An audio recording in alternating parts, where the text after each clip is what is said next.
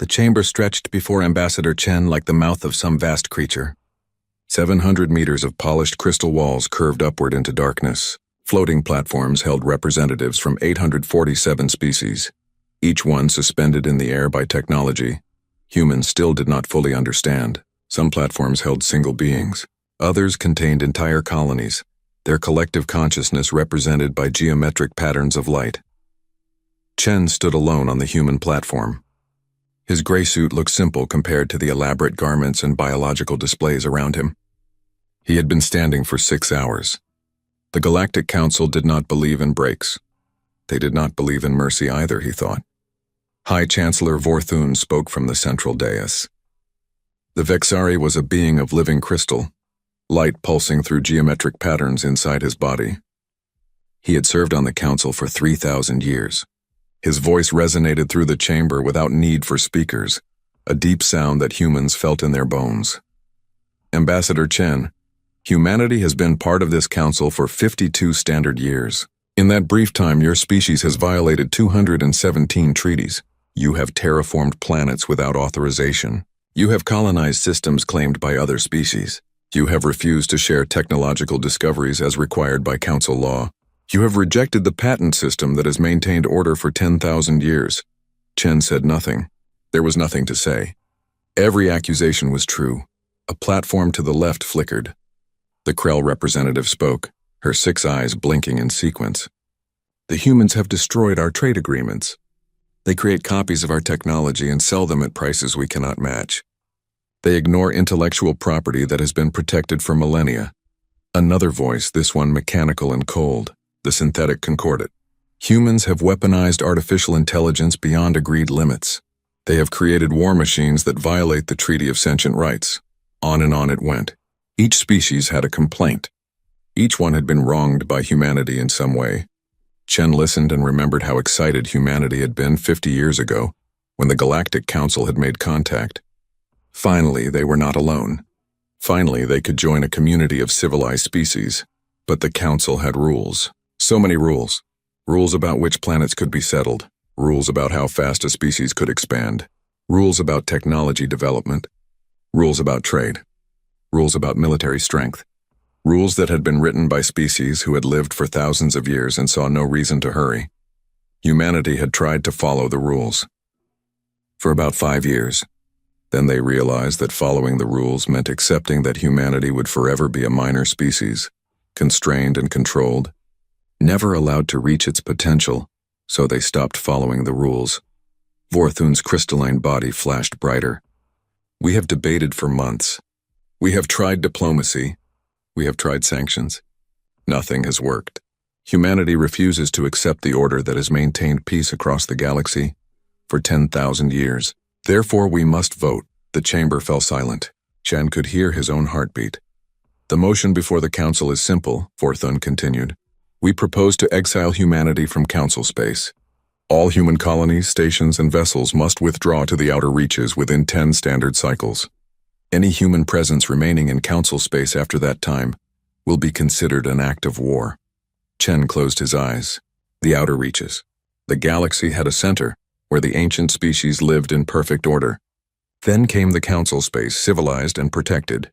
Beyond that was the outer reaches, a lawless zone where pirates and criminals operated, where failed species went to die. Does anyone wish to speak before the vote? Vorthun asked. Chen's platform rose higher, bringing him level with the Chancellor. Behind him, in a corner of the human platform, Captain Sarah Okonkwo stood at attention. She had not moved in 6 hours either. Her dark eyes watched everything. I would like to speak, Chen said quietly. Vorthun's light dimmed slightly. Permission granted. 50 years ago, Chen began, humanity received your message. We were so happy. We were not alone in the universe. We rushed to join you, to become part of your great civilization. We believed in your council. We believed in your rules. He paused, looking around the chamber. But your rules were not designed for us. They were designed by species who have lived for thousands of years. Species who see a century as a brief moment. Your rules say we can only settle 3 new planets per century. Do you know how long humans live? 80 years on average. Your rules tell a human they will never see humanity expand beyond a handful of worlds, the Treaty of Sentient. Rights was written to protect all species. The synthetic concordate interrupted. It was written to protect your interests, Chen said. Every rule in this council benefits those who are already powerful. You have had thousands of years to build your empires. Now you use rules to make sure no one else can rise to challenge you. The chamber erupted in protests. Dozens of languages filled the air, most of which Chen could not understand. Fortune raised one crystalline hand and the noise stopped. We maintain order, Fortune said, and his voice was cold now. We maintain peace. What you call oppression, we call civilization. What you call freedom, we call chaos. You are young, Ambassador. You do not understand what the galaxy was like before the Council. We had wars that consumed entire star systems. We had genocides that eliminated whole species. The rules exist for a reason. Then maybe, Chen said quietly, it is time for new rules. Fortune's entire body flashed bright red. Anger. The vote will proceed. All in favor of exiling humanity to the outer reaches signal now. Lights began to appear across the chamber, green lights signaling agreement. Chen watched them multiply, 1, 10, 100 more. The lights filled the darkness like stars. When it finally stopped, the count appeared in glowing numbers above the Chancellor's platform. 846 votes in favor. 1 against. Chen looked for the single red light that had voted no. It came from a small platform in the far corner. The Talarian ambassador. Their species had been oppressed by the Council for centuries, Chen knew. Kept weak and small. They understood. The motion passes, Fortune announced. Humanity is hereby exiled from Council space. You have 10 standard cycles to withdraw all presence. This session is concluded. The platforms began to move, species departing. Chen stood still, watching them go. Behind him, Captain Okonkwo finally moved. She stepped up beside him. Orders, sir? She asked. Chen smiled for the first time in hours. Send a message to Earth. Tell them to begin Phase 2. Okonkwo raised an eyebrow. They expected this?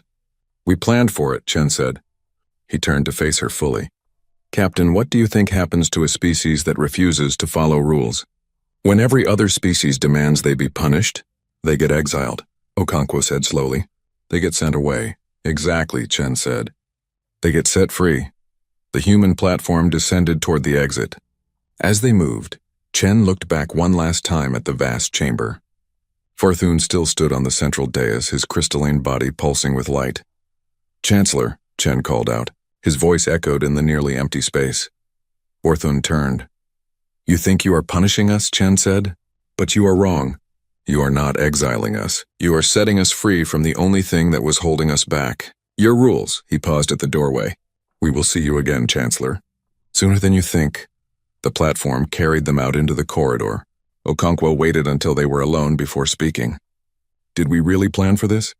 Chen nodded. For 3 years. Since we realized the Council would never let us truly grow, military intelligence has been preparing. We have supply caches in the outer reaches. We have allies among the pirates and outcasts there. We have technology the Council does not know about, developed without their precious patents. 40 billion people, Okonkwo said quietly. We have 40 billion people in Council space. 10 cycles to move them all. It will be the largest migration in human history, Chen agreed, and the most important. Because once we are in the outer reaches, once we are beyond their rules and their restrictions, humanity will finally show the galaxy what we can really do. They walked in silence for a while, their footsteps echoing on the crystal floor. Finally, Okonkwo spoke again. What is Phase 2? Chen smiled, and it was not a kind smile. Survival, evolution, and then, Captain? We show them what happens when you exile the most adaptable species in the galaxy to a place with no rules at all. Behind them, in the council chamber, Fortune stood alone on his platform. He had ruled for 3,000 years. He had seen species rise and fall. He had maintained order across the galaxy. But something about the human ambassador's final words troubled him. There had been confidence in that voice. Not defeat, not submission, confidence. For the first time in a very long time, Fortune felt something he had not experienced in centuries. Uncertainty. The evacuation began 3 days after the vote. Governor Marcus Webb stood on the observation deck of New Shanghai Station and watched the ships depart. Hundreds of them, thousands, a river of light flowing away from council space toward the darkness of the outer reaches. How many today? He asked. His aide checked her tablet. 17,000 ships. 2 million people. We are ahead of schedule. Webb nodded but did not smile. Ahead of schedule was good. It meant they might have time to prepare before the Council's deadline. It meant they might survive what was coming.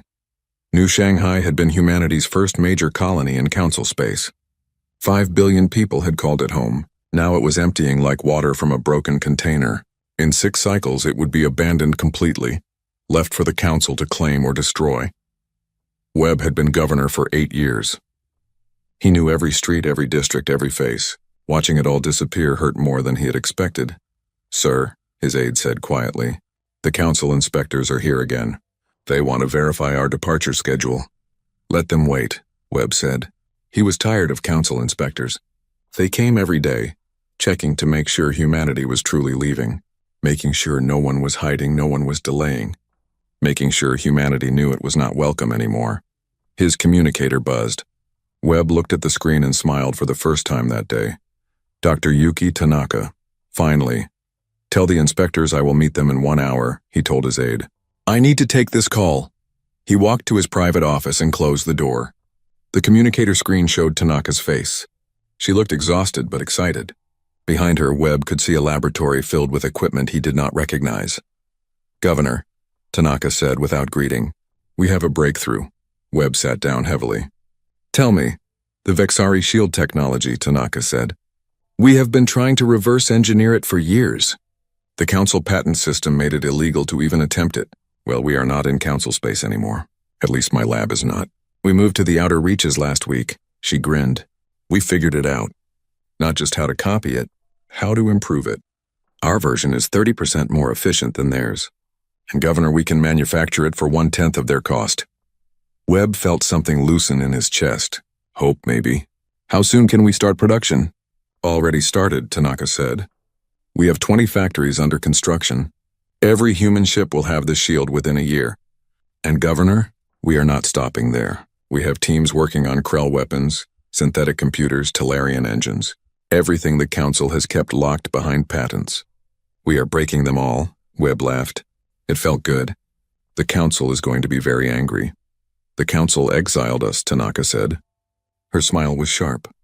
"They do not get to complain about what we do outside their space." After the call ended, Webb sat in silence for a long moment. Then he stood and walked back to the observation deck. The ships were still departing, still flowing toward the outer reaches, but now when he looked at them, he did not see refugees fleeing. He saw the future. 3 cycles later, the exodus continued. Captain Zixrel watched the human ships arrive in the outer reaches with growing interest. She was a Quellan, a species that had abandoned the Council 2 centuries ago rather than accept their restrictions. Her people had become pirates, raiders, survivors in the lawless dark. "More humans," her first officer said. "That is the 3rd wave this week," Zixrel nodded. Her ship, the Shadow Dancer, had been tracking the human migration for weeks. She had raided the first few human convoys, expecting easy targets. Desperate refugees were usually easy prey. The humans had not been easy prey. Her ship still bore scars from that first encounter. The humans had fought back with weapons that should not have existed, technology that the Council kept carefully controlled. Zixrel had lost 3 ships before she called off the attack. Then surprisingly the humans had sent her a message. "Not a threat, an offer. Captain Zixrel," a human voice had said. "We know who you are. We know what you do. We would like to hire you." Now she sat across a table from a human named Marcus Webb. They were on a human station called Freedom Point. It had not existed a month ago. Now it was a bustling port with thousands of ships coming and going. "You want to hire pirates," Zixrel said. It was not a question. "Security contractors," Webb corrected with a slight smile. "We need protection for our convoys. We need guides through the outer reaches. We need people who know how to survive out here." "And what do we get?" Zixrel asked. Webb slid a data pad across the table. "Payment in weapons, technology, and resources. Plus free access to all human ports. No questions asked about your cargo or your past." Zixrel looked at the offered payment and her eyes widened. These were not the usual trade goods. These were military-grade weapons, advanced shields, medical supplies that even the Council carefully controlled. "Where did you get all this?" she asked. "We made it," Webb said simply. Without council patents, without council restrictions, we are making a lot of things now. Zixral was silent for a long moment. Then she extended her hand in the human gesture she had learned. You have a deal, Governor Webb. Webb shook her hand. Welcome to the new order, Captain. 5 cycles after the Exile vote, Admiral Okonkwo stood on the bridge of the Endeavor, humanity's largest warship. Around her, the outer reaches no longer looked empty and dark. They were filled with lights. Human stations, human ships, human colonies, and not just human. Quellan pirates worked alongside human security forces. Talarian refugees had joined human colonies.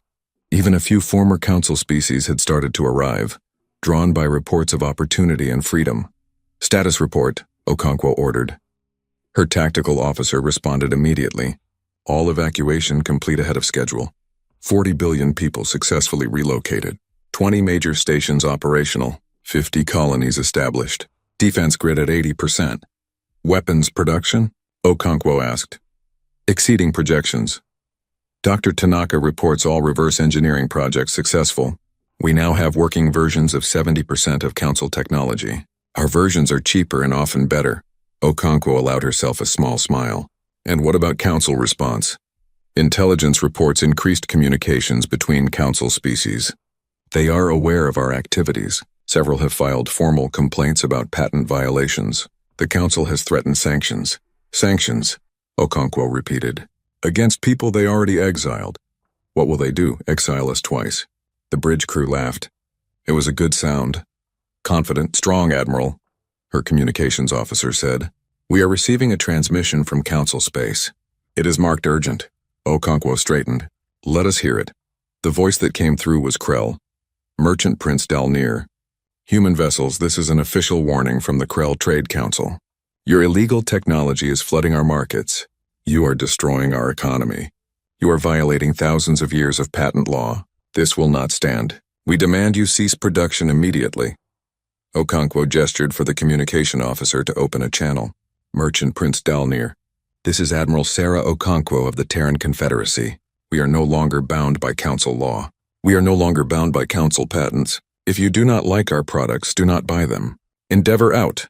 She closed the channel and turned to her crew. Send that transmission to every human station. Let them know the council is scared. Let them know we are winning. 10 cycles after the Exile vote, Governor Webb stood once again on an observation deck. But this was not New Shanghai Station. That was abandoned now, empty and dark. This was Freedom Point, the capital of the Terran Confederacy. Ambassador Chen stood beside him. The old diplomat had aged in the past year, but his eyes were still sharp.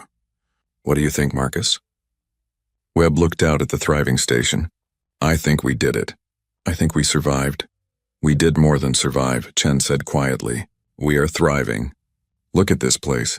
Humans, Quellans, Talarians, dozens of other species, all working together, all free from council rules.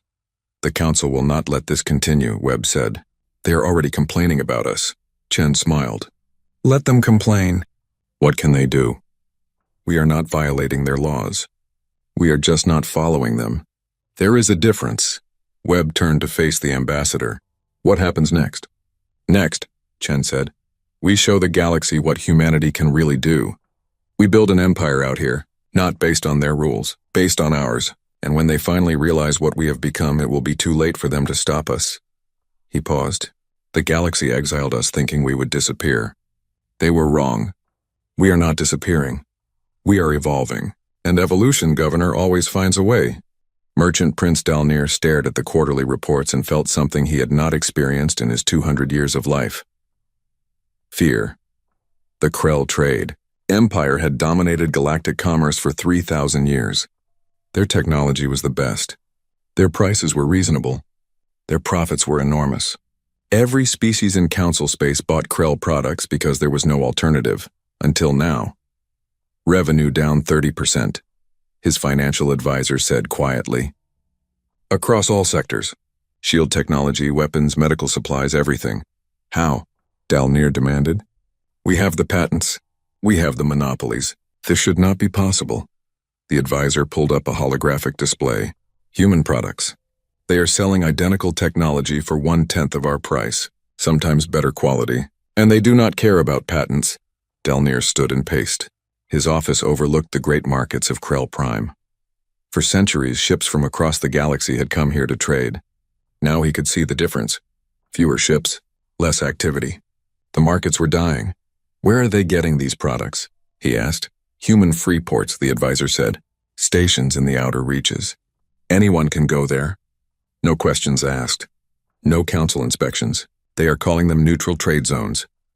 Then we will go to the council, Dalnir said firmly. We will demand they enforce the patents. We will demand sanctions against any species that trades with humans. The advisor hesitated. Prince Dalnir, there is a complication. What complication? 12 council species have already begun trading with the humans openly. They say the prices are too good to refuse. They say their economies need it. Dalnir felt his blood run cold. 12? Which ones? The Talarians led the way. But now the Uran, the Drex, the Mauleran, even some of the smaller synthetic worlds, they are all buying human products. Dalnir sat down heavily. The council was supposed to be united. The council was supposed to enforce its own rules. If 12 species were openly defying the patent system, then the entire structure was at risk. Call an emergency council session, he ordered. Immediately. 3 days later, High Chancellor Vorthun stood before the Galactic Council once again. But this time the chamber felt different. Less certain, less unified. The platforms that held the council members seemed further apart than before. We face a crisis, Vorthun began. His crystalline voice was as steady as ever, but those who knew him well could hear the strain beneath it. The humans are disrupting our economic order. They are violating our patents. They are undermining 10,000 years of stability. Dalnir spoke immediately. We demand action. Economic blockade of the outer reaches. Sanctions against any species that trades with humans. Military enforcement if necessary. A new voice interrupted. The Talarian ambassador. We oppose this motion. Vorthun turned to face the Talarian platform. Explain. Our economy was dying, the Talarian said bluntly. Your patent system kept us poor. Your trade restrictions kept us weak. The humans offer us a better deal. Why should we refuse? Because it is the law, Dalnir shouted. Because we agreed to it. We agreed to laws that benefited you. Another voice joined in. The Drex representative. The patent system protects the rich species. The rest of us barely survive. The humans are offering us an alternative. Vorthun raised his hand for silence. The chamber obeyed, but reluctantly. We cannot allow chaos. We cannot allow every species to simply ignore our laws when they find them inconvenient. Then perhaps, the Talarian said quietly, the laws need to change. The chamber erupted in debate, voices shouting in dozens of languages, some species demanding strict enforcement, others defending their right to trade freely. The council, which had maintained order for 10 millennia, was fracturing before Vorthun's eyes. On Freedom Point, Admiral Okonkwo read the intelligence reports with satisfaction. The council is arguing, she told Governor Webb. 12 species openly trading with us. Another 20 doing it secretly. The patent system is collapsing. Webb nodded. And our refugee program? Growing every day, Okonkwo said. Political dissidents. Economic refugees. Criminals fleeing council justice. They are all coming here. We are becoming a sanctuary. Good, Webb said. Everyone who comes here is another person who sees an alternative to the council. Another voice telling others that there is a better way. A communication alert interrupted them. Okonkwo checked the screen and her eyes widened. Admiral, we are receiving a request from the Quellan Home Fleet. They want to meet. The entire fleet? Webb asked. All of it, Okonkwo confirmed. They are asking about formal alliance. They want to join the Terran Confederacy. Webb and Okonkwo looked at each other. The Quellan fleet was one of the largest pirate forces in the outer reaches. Thousands of ships, millions of people. If they joined the Confederacy, humanity would gain enormous military strength. Tell them yes, Webb said. And Admiral, start preparing for more. If the Quellans are joining us, others will follow. 6 months later, the Galactic Council was no longer debating. They were panicking. The economic reports grew worse every week. The human free ports had become the dominant trading centers in the galaxy. Species that had been part of the Council for thousands of years were leaving to join the Terran Confederacy. Vorthun stood in his private chambers and looked at the reports. 50 species had formally joined the Confederacy. Another 100 were considering it. The Council, which had once represented 847 species, was shrinking.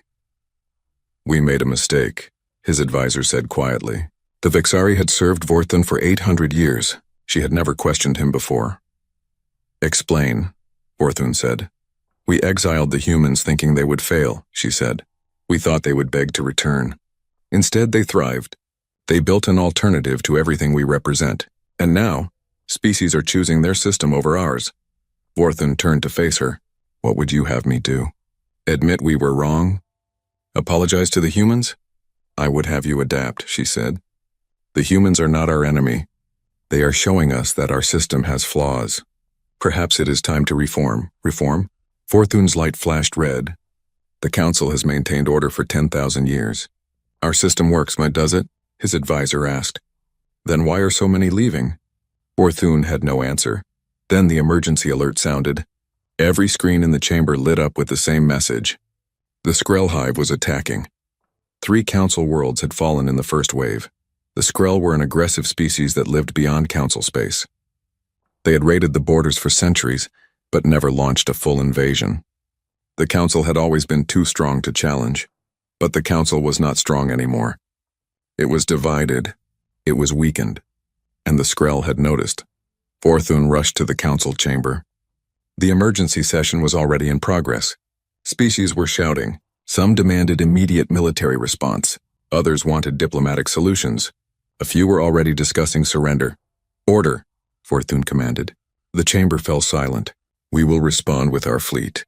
We will defend our worlds. The Council has faced threats before."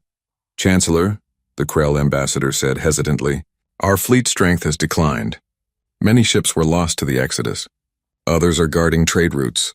We are not as strong as we once were." Vorthon felt cold despite his crystalline body producing no temperature. "How many ships can we deploy?" "Perhaps half of what the Skrell have committed," the military coordinator reported. The chamber erupted again, this time in fear. In the back of the chamber, a small platform activated. The Talarian ambassador. "There is one option we have not discussed."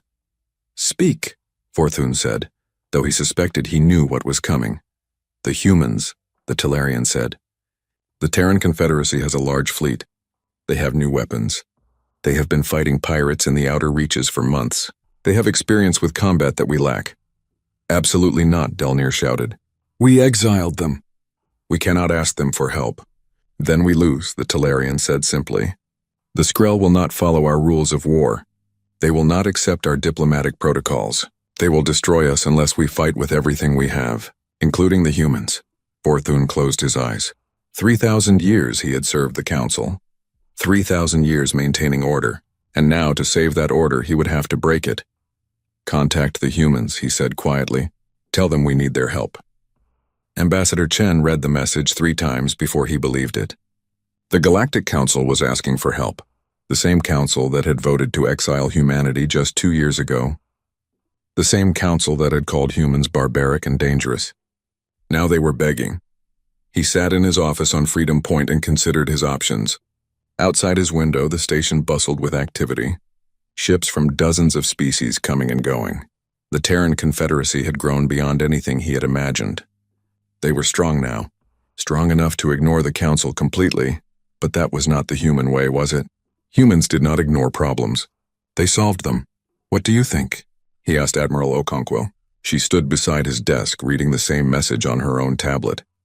"I think it is a trap," Okonkwo said bluntly. "The Council would not ask for our help unless they were desperate. And desperate people are dangerous. But if we refuse," Chen said slowly, "the Skrell will destroy the Council. Billions will die. Entire species could be eliminated." "That is not our problem," Okonkwo said. "The Council made their choice. They exiled us. Let them face the consequences." Chen looked at her for a long moment.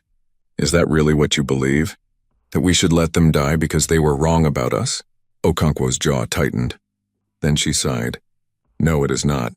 But I do not trust them, Ambassador." "Neither do I," Chen agreed. "But we can negotiate. We can help them on our terms." "What terms?" Okonkwo asked. Chen smiled. It was not a kind smile. Full reinstatement. Immunity for all past actions, and formal recognition that the Terran Confederacy is an equal power to the Council. Okonkwo laughed. They will never agree to that. Then they will face the Skrell alone, Chen said.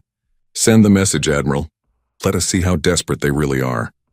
3 days later, High Chancellor Vorthun stood before the council again. The news from the front was worse every hour. 5 more worlds had fallen. The Skrell were not just conquering. They were destroying. Cities burned. Populations fled. The council fleet fought bravely but followed traditional rules. Formal challenges. Proportional response. Avoiding civilian casualties. The Skrell followed no rules at all. The human response has arrived, Vorthun announced. His voice was steady, but everyone in the chamber could sense his strain. What do they want? Dalnir asked. The Krell merchant looked diminished somehow. His trade empire was collapsing, and now his worlds were under threat. Everything, Vorthun said quietly. Full reinstatement. Immunity for all patent violations. Recognition as an equal power. In exchange, they will deploy their fleet to fight the Skrell. The chamber erupted. Impossible! Someone shouted. We cannot reward their defiance.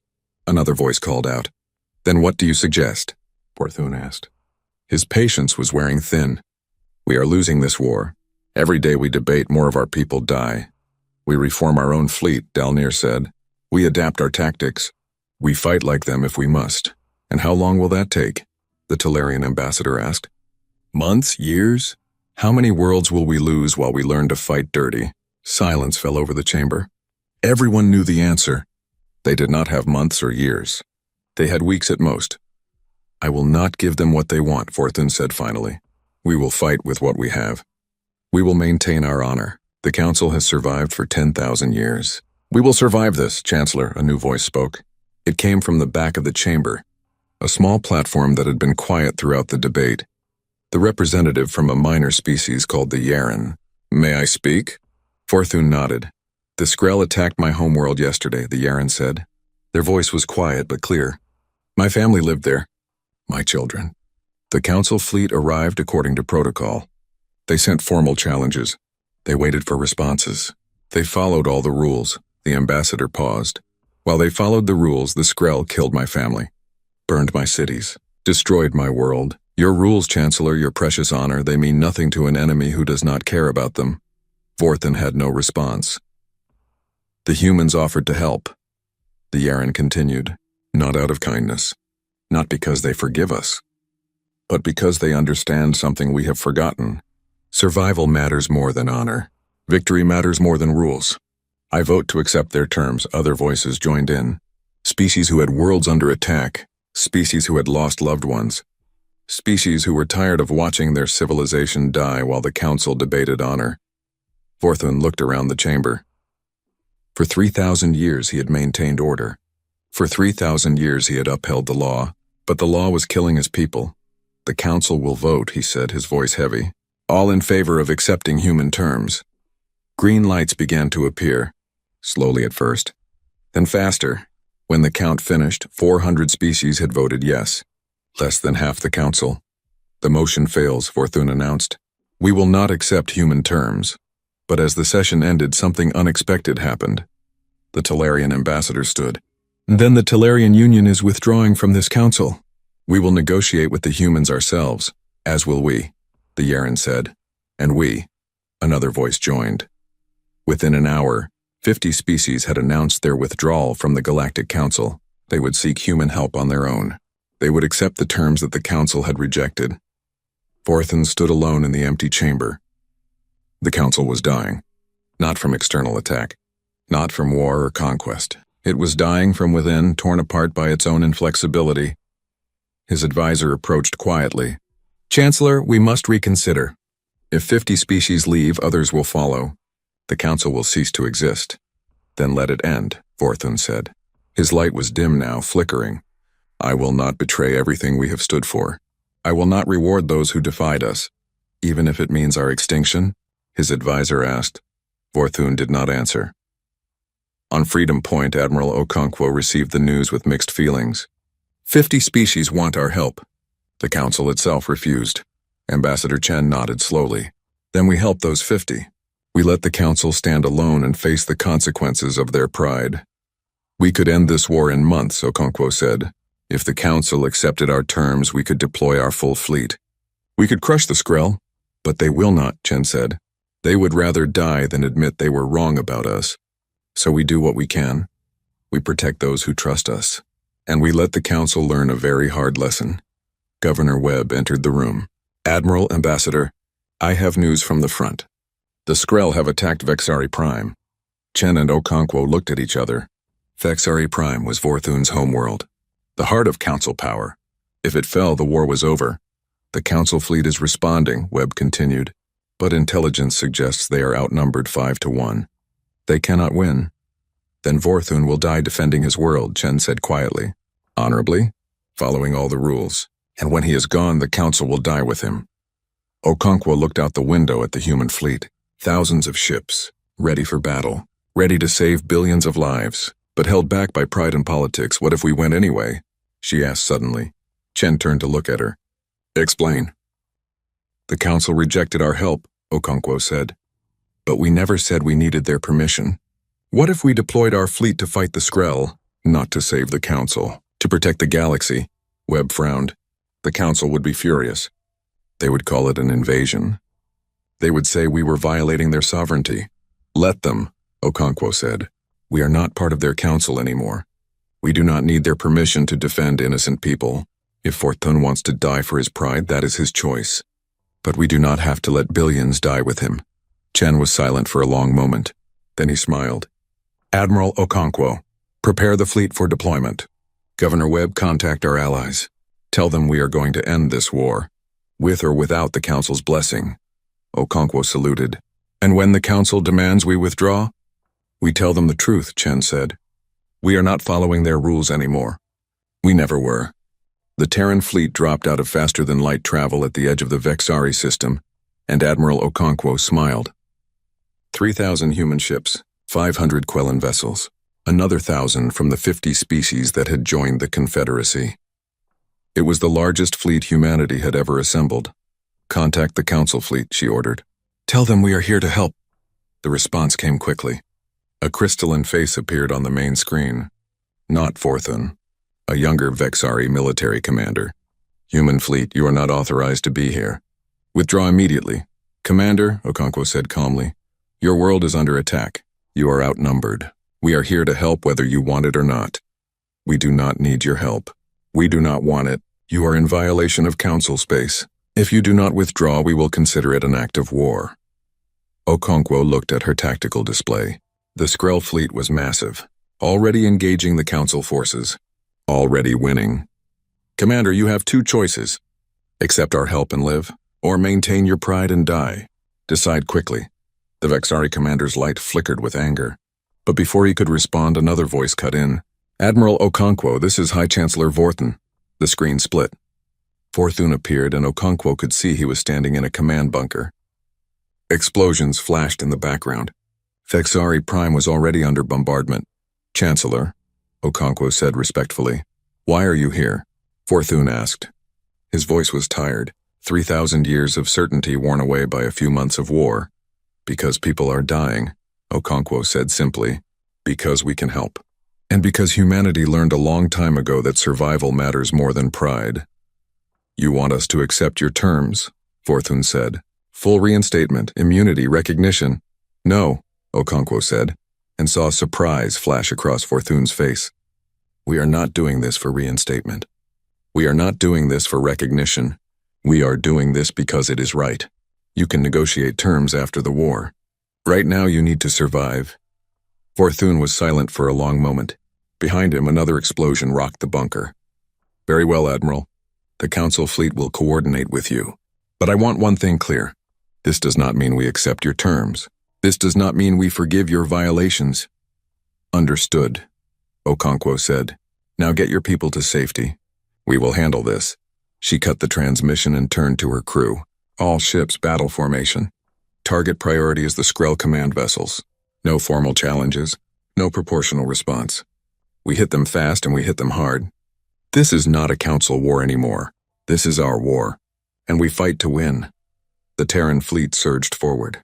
The Skrull had expected a traditional Council response. Formal challenges. Carefully orchestrated battles. Rules and protocols. They got none of that. Human ships moved in patterns the Skrell had never seen. They used guerrilla tactics, hit-and-run attacks, targeting supply lines and command ships instead of engaging in honorable fleet battles. They used psychological warfare, broadcasting messages designed to create fear and confusion. They deployed AI-controlled drones that the Council had banned centuries ago, and they won. The battle for Vexari Prime lasted 6 hours. The Council fleet had been fighting for 3 days and making no progress. In 6 hours, the human-led forces destroyed half the Skrell fleet and sent the rest retreating in chaos. Captain Zixrel led her squadron of Quellan ships through the wreckage. Her targeting computer locked onto fleeing Skrell vessels. "Should we pursue?" her weapons officer asked. "No," Zixrel said. "Let them run. Let them tell others what happened here. Let them spread fear," she smiled. "That is how you win wars. Not with honor, with terror." Over the next 8 months, the pattern repeated across the galaxy. Wherever the Skrell attacked, the human fleet responded, not with Council permission, not following Council rules, simply responding because it needed to be done. The war that the Council predicted would last decades ended in 8 months. The Skrell sued for peace, not with the Council, with the Terran Confederacy. They recognized humanity as the dominant military power in the galaxy. But humanity did not return the conquered Skrell worlds to the Council. They kept them, established protectorates, offered the Skrell population a choice: join the Confederacy or face continuing occupation. Most chose to join. 2 years after the Exile vote, High Chancellor Vorthen walked through the ruins of what had been a Council military base. It was on a border world that had changed hands 3 times during the war. The Council had lost it. The Skrell had taken it. The humans had liberated it, and then the humans had kept it. Governor Webb walked beside him. The human looked tired but satisfied. "Chancellor, thank you for meeting me." "I had little choice," Vorthun said. "You control this world now." "We do," Webb agreed. "Along with 47 others, former Skrell territory. We fought for them. We bled for them. We keep them." "That is not how the Council operates," Vorthun said. "When we fight wars, we restore territories to their rightful owners. We maintain the status quo." "And that is why you are losing," Webb said bluntly. "Chancellor, the galaxy has changed. The Council needs to change with it." "Change to what? Your system? Where the strong simply take what they want?" "No," Webb said. "To a system where merit matters more than age, where adaptation is valued over tradition, where species can rise based on what they contribute, not how long they have existed." He gestured to the base around them. "Look at this place. We rebuilt it in 2 months. Multi-species crews working together. No Council bureaucracy. No endless committees. Just people solving problems." Vorthen looked at the base. Webb was right. It was thriving. Humans, Quellans, Talarians, former Skrell, even some species from Council space. All working together. All prospering. "The Council will not simply disappear," Vorthen said. "We do not want it to," Webb said. "The Council serves a purpose, but it is no longer the only power in the galaxy. That is what we came here to discuss." He pulled out a data pad. "The Galactic Union, a new organization. Not replacing the Council. Working alongside it. Open to all species. No patents. No trade restrictions. No rules about expansion. Just mutual defense and free trade. 200 species have already signed up," Webb continued, "including 50 that left the Council. We are offering membership to Council species as well. They can be part of both, or they can choose." Vorthen took the data pad and read it. His light flickered through several colors as he processed the information. "This will destroy the Council. Species will leave in droves. Only if the Council refuses to adapt," Webb said. "Chancellor, you can maintain your traditional rules for those who want them. But you have to accept that not everyone wants them. Not everyone benefits from them." 10,000 years, Vorthen said quietly. "The Council has maintained peace for 10,000 years.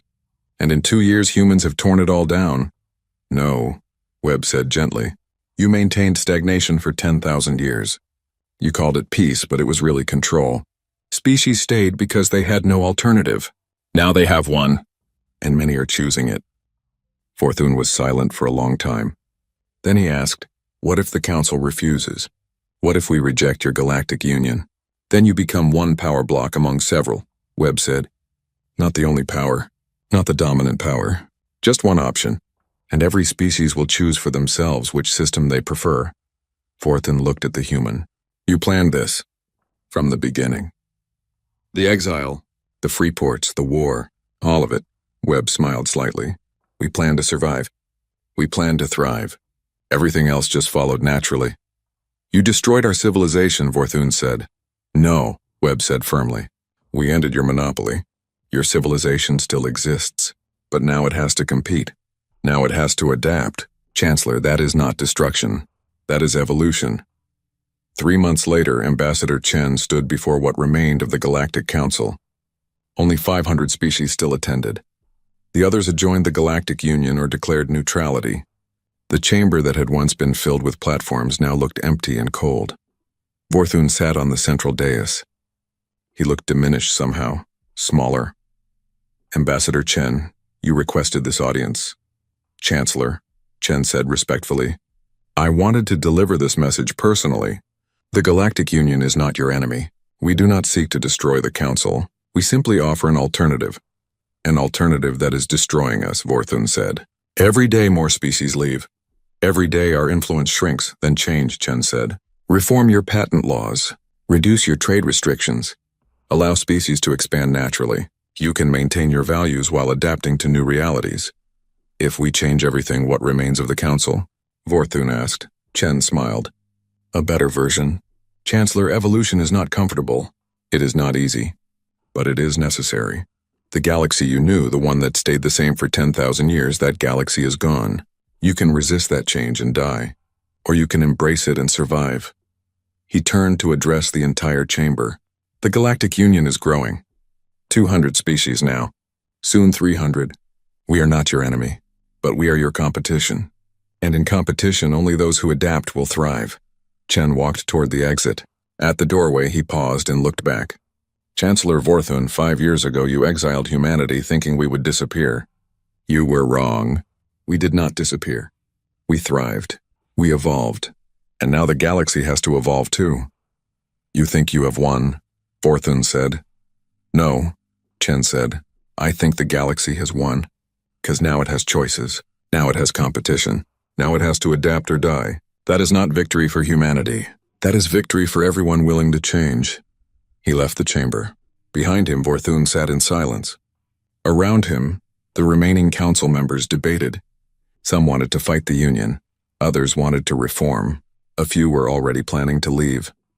5 years after the exile vote, Chen stood on Freedom Point with Governor Webb and Admiral Okonkwo.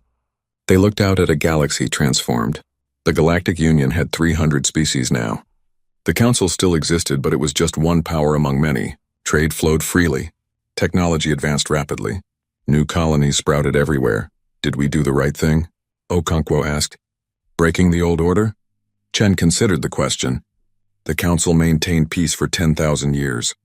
But it was the peace of stagnation. The peace of control.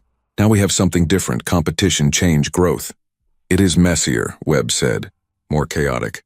Life is messy, Chen said. Life is chaotic. The Council tried to prevent that. They tried to freeze the galaxy in place. We showed them that evolution cannot be stopped. It can only be embraced or resisted. A young woman approached them, Chen's granddaughter, newly appointed as a Union ambassador. Grandfather, the Vexari delegation is here.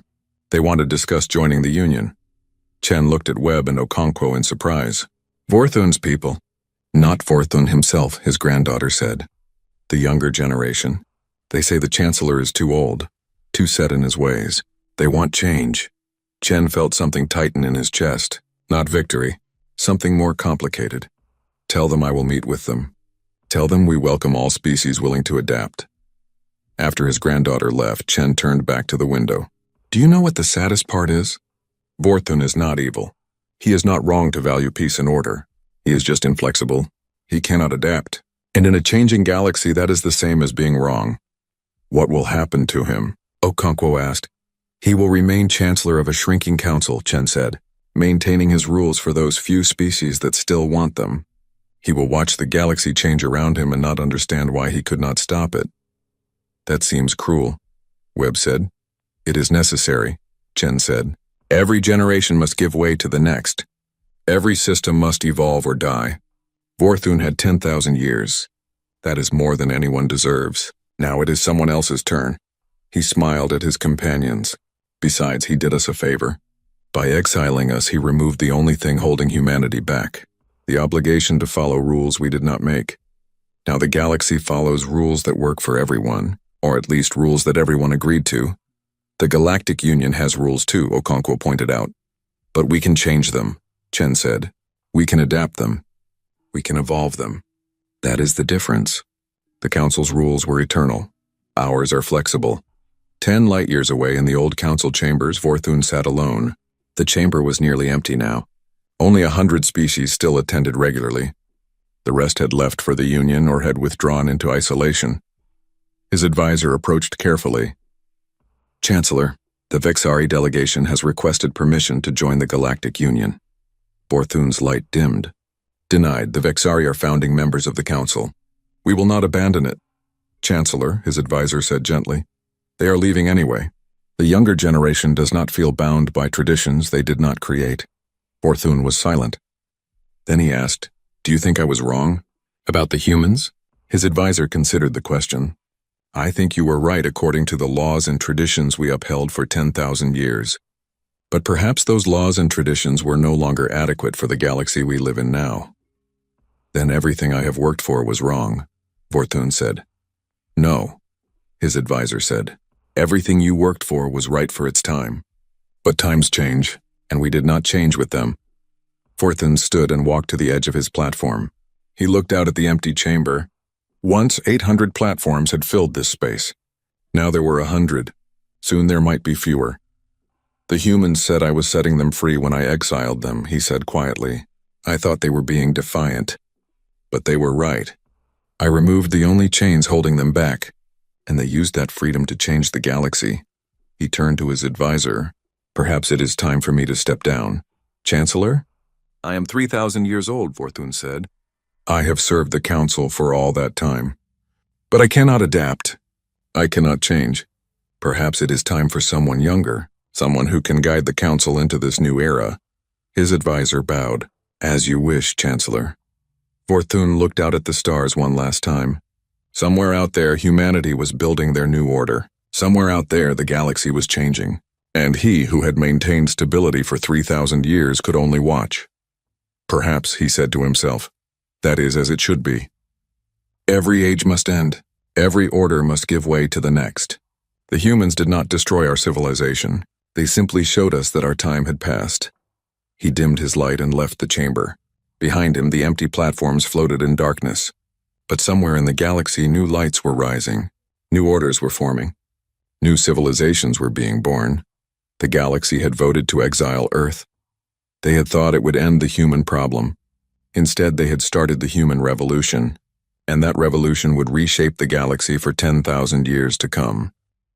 Vorthun was silent for a long time. Then he asked, What if the Council refuses? What if we reject your Galactic Union? Then you become one power block among several, Webb said.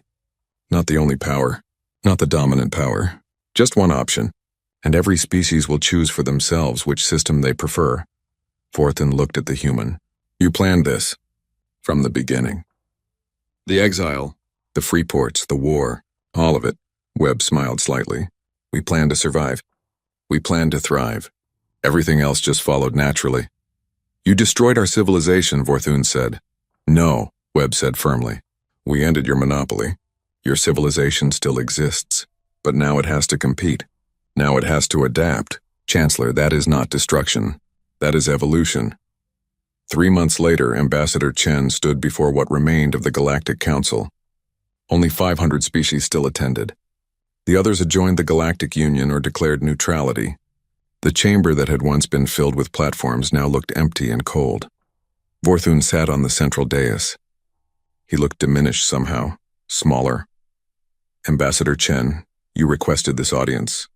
Chancellor, Chen said respectfully, I wanted to deliver this message personally. The Galactic Union is not your enemy. We do not seek to destroy the Council. We simply offer an alternative. An alternative that is destroying us, Vorthun said. Every day more species leave. Every day our influence shrinks, then change, Chen said. Reform your patent laws. Reduce your trade restrictions. Allow species to expand naturally. You can maintain your values while adapting to new realities. If we change everything, what remains of the council? Vorthun asked. Chen smiled. A better version. Chancellor, evolution is not comfortable. It is not easy. But it is necessary. The galaxy you knew, the one that stayed the same for 10,000 years, that galaxy is gone. You can resist that change and die. Or you can embrace it and survive. He turned to address the entire chamber. The Galactic Union is growing. 200 species now. Soon 300. We are not your enemy, but we are your competition. And in competition, only those who adapt will thrive. Chen walked toward the exit. At the doorway, he paused and looked back. Chancellor Vorthun, 5 years ago you exiled humanity thinking we would disappear. You were wrong. We did not disappear. We thrived. We evolved. And now the galaxy has to evolve too. You think you have won? Vorthun said. No, Chen said. I think the galaxy has won. 'Cause now it has choices. Now it has competition. Now it has to adapt or die. That is not victory for humanity. That is victory for everyone willing to change. He left the chamber. Behind him, Vorthun sat in silence. Around him, the remaining council members debated. Some wanted to fight the Union. Others wanted to reform. A few were already planning to leave. 5 years after the Exile vote, Chen stood on Freedom Point with Governor Webb and Admiral Okonkwo. They looked out at a galaxy transformed. The Galactic Union had 300 species now. The council still existed, but it was just one power among many. Trade flowed freely. Technology advanced rapidly. New colonies sprouted everywhere. Did we do the right thing? Okonkwo asked. Breaking the old order? Chen considered the question. The council maintained peace for 10,000 years. But it was the peace of stagnation. The peace of control. Now we have something different: competition, change, growth. It is messier, Webb said. More chaotic. Life is messy, Chen said.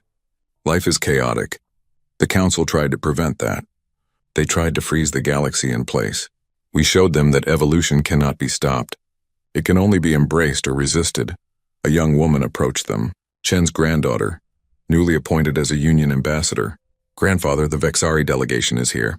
They want to discuss joining the Union. Chen looked at Webb and Okonkwo in surprise. Vorthun's people. Not Vorthun himself, his granddaughter said. The younger generation. They say the Chancellor is too old, too set in his ways. They want change. Chen felt something tighten in his chest. Not victory. Something more complicated. Tell them I will meet with them. Tell them we welcome all species willing to adapt. After his granddaughter left, Chen turned back to the window. Do you know what the saddest part is? Vorthun is not evil. He is not wrong to value peace and order. He is just inflexible. He cannot adapt. And in a changing galaxy, that is the same as being wrong.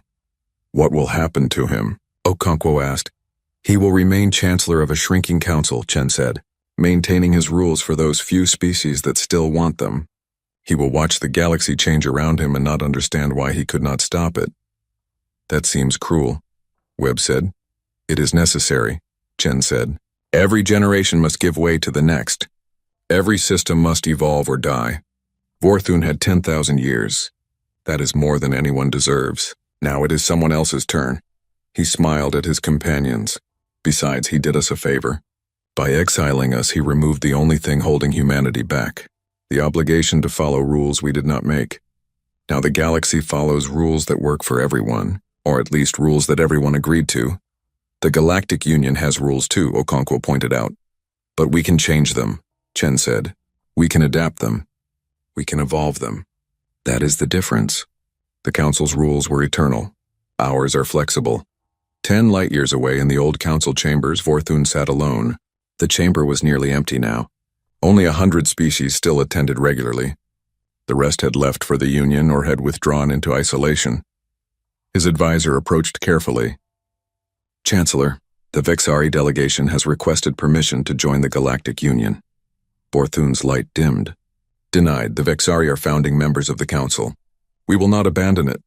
Chancellor, his advisor said gently. They are leaving anyway. The younger generation does not feel bound by traditions they did not create. Vorthun was silent. Then he asked, Do you think I was wrong? About the humans? His advisor considered the question. I think you were right according to the laws and traditions we upheld for 10,000 years. But perhaps those laws and traditions were no longer adequate for the galaxy we live in now. Then everything I have worked for was wrong, Vorthun said. No, his advisor said. Everything you worked for was right for its time. But times change, and we did not change with them. Vorthun stood and walked to the edge of his platform. He looked out at the empty chamber. Once 800 platforms had filled this space. Now there were 100. Soon there might be fewer. The humans said I was setting them free when I exiled them, he said quietly. I thought they were being defiant. But they were right. I removed the only chains holding them back, and they used that freedom to change the galaxy. He turned to his advisor. Perhaps it is time for me to step down. Chancellor? I am 3,000 years old, Vorthun said. I have served the council for all that time. But I cannot adapt. I cannot change. Perhaps it is time for someone younger, someone who can guide the council into this new era. His advisor bowed. As you wish, Chancellor. Vorthun looked out at the stars one last time. Somewhere out there, humanity was building their new order. Somewhere out there, the galaxy was changing. And he, who had maintained stability for 3,000 years, could only watch. Perhaps, he said to himself, that is as it should be. Every age must end. Every order must give way to the next. The humans did not destroy our civilization. They simply showed us that our time had passed. He dimmed his light and left the chamber. Behind him, the empty platforms floated in darkness. But somewhere in the galaxy, new lights were rising. New orders were forming. New civilizations were being born. The galaxy had voted to exile Earth. They had thought it would end the human problem. Instead, they had started the human revolution, and that revolution would reshape the galaxy for 10,000 years to come.